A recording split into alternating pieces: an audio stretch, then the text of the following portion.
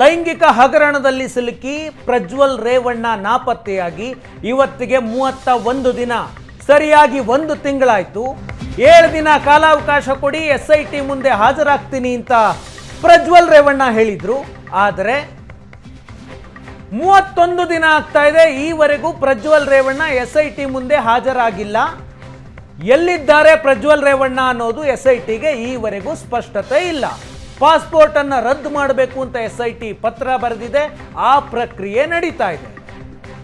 April 26ನೇ ತಾರೀಕು ಮತ ಹಾಕಿ ವಿದೇಶಕ್ಕೆ ಹೋದಂತಹ ಪ್ರಜ್ವಲ್ ಈವರೆಗೂ ಜರ್ಮನಿಗೆ ಹೋದ್ರು ಆರಂಭದಲ್ಲಿ.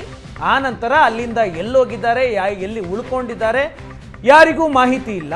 27ನೇ ತಾರೀಕು SIT ಆಯಿತು, ಮತದಾನ ಮುಗಿದ ಮಾರನೇ ದಿನ 28ನೇ ತಾರೀಕು ಮತದಾನದ 2 ದಿನಕ್ಕೆ ಹೊಳೆ ನರಸೀಪುರ ಟೌನ್ ಪೊಲೀಸ್ ಠಾಣೆಯಲ್ಲಿ ಸೆಕ್ಷುವಲ್ ಹೆರಾಸ್ಮೆಂಟ್ ಆರೋಪದ ಮೇಲೆ FIR ಆಗುತ್ತೆ.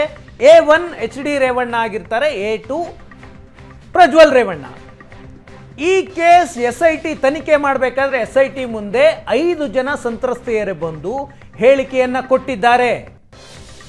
ಈ ಹೇಳಿಕೆಗಳ ಆಧಾರದ ಮೇಲೆ ಪ್ರಜ್ವಲ್ ರೇವಣ್ಣ ವಿರುದ್ಧ ಈವರೆಗೆ 3 ಅತ್ಯಾಚಾರದ ಕೇಸ್ಗಳು ದಾಖಲಾಗಿದ್ದಾವೆ, 1 ಲೈಂಗಿಕ ದೌರ್ಜನ್ಯದ ಕೇಸ್. ಈಗಾಗಲೇ ಪಾಸ್ಪೋರ್ಟ್ ರದ್ದಿಗೆ SIT ಪತ್ರ ಬರೆದಿದೆ. CM ಸಿದ್ದರಾಮಯ್ಯ 2 ಬಾರಿ ನರೇಂದ್ರ ಮೋದಿ ಅವರಿಗೆ ಪತ್ರ ಬರೆದಿದ್ದಾರೆ.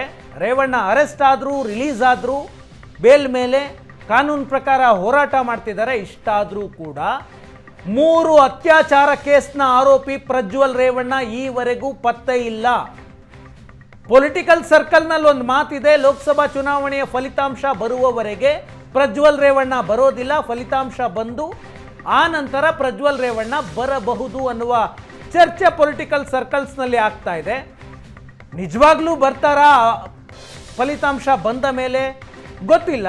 ಆದರೆ HD ರೇವಣ್ಣ ಜಾಮೀನಿನ ಮೇಲೆ ಹೊರಗೆ ಬಂದ ನಂತರ ದೇವಸ್ಥಾನಗಳಿಗೆ ಭೇಟಿ ಕೊಡುವಂತಹ ಕೆಲಸ ಮಾಡ್ತಾ ಇದ್ದಾರೆ. ಇವತ್ತು ಧರ್ಮಸ್ಥಳಕ್ಕೆ ಹೋಗಿದ್ದಾರೆ HD ರೇವಣ್ಣ. ದೇವರ ದರ್ಶನವನ್ನು ಪಡೆದು ವೀರೇಂದ್ರ ಹೆಗ್ಗಡೆಯವರನ್ನ ಭೇಟಿಯಾಗಿ ನಂತರ ರೇವಣ್ಣ ಮಾತನಾಡಿದ್ರು. ಈ ಕೇಸ್ ಕೋರ್ಟ್ನಲ್ಲಿದೆ, ನಾನೇನೂ ಮಾತಾಡೋದಿಲ್ಲ, ನಾನು ಕಾನೂನಿಗೆ ಗೌರವ ಕೊಡ್ತೀನಿ, ಯಾವ ವಿಷಯದ ಬಗ್ಗೆಯೂ ನಾನು ಮಾತನಾಡಲ್ಲ ಅಂದಿದ್ದಾರೆ. ರೇವಣ್ಣ ಏನು ಮಾತಾಡಿದ್ದಾರೆ ನೋಡಿ. ನಾನು ರಾಜ್ಯದಲ್ಲಿ ಕಳೆದ 40 ವರ್ಷದಿಂದ ರಾಜಕಾರಣದಲ್ಲಿದ್ದೀನಿ. 25 ವರ್ಷ ಶಾಸಕನಾಗಿ ಕೆಲಸ ಮಾಡಿದ್ದೀನಿ. ನನಗೆ ಕಾನೂನು ಬಗ್ಗೆ ಗೌರವ ಇದೆ, ದೇವ್ರ ಬಗ್ಗೆ ನನಗೆ ನಂಬಿಕೆ ಇದೆ, ಅಷ್ಟೇ. ನಾನು ಇನ್ನೇನು ಹೇಳಕ್ತಿದ್ದಲ್ಲ. ಈಗ ಕೋರ್ಟಲ್ಲಿರುವ ನಾನು ಯಾವುದೇ ವಿಷಯಕ್ಕೆ ನಾನು ರಿಯಾಕ್ಟ್ ಮಂಜುನಾಥ ಸ್ವಾಮಿನೇ ನನಗೆ ಇದೆ. ನನಗೆ ಎಲ್ಲ ಕ್ಷೇತ್ರಗಳು ಅದಕ್ಕಿಂತ ಹೆಚ್ಚಾಗಿ ಮಂಜುನಾಥ ಇವತ್ತು ಸೋಮವಾರ ಇದೆ, ಮಂಜುನಾಥನ ದರ್ಶನ ಮಾಡಿದ್ದೀನಿ. ಎಲ್ಲ ಮಂಜುನಾಥನ ಗೊತ್ತಿಲ್ಲ ಸರ್, ನನಗೆ ಅದ್ರ ಬಗ್ಗೆ ಏನು ಗೊತ್ತಿಲ್ಲ ಸರ್. ನಾನು ಬಾಕಿ ಏನು ನಾನು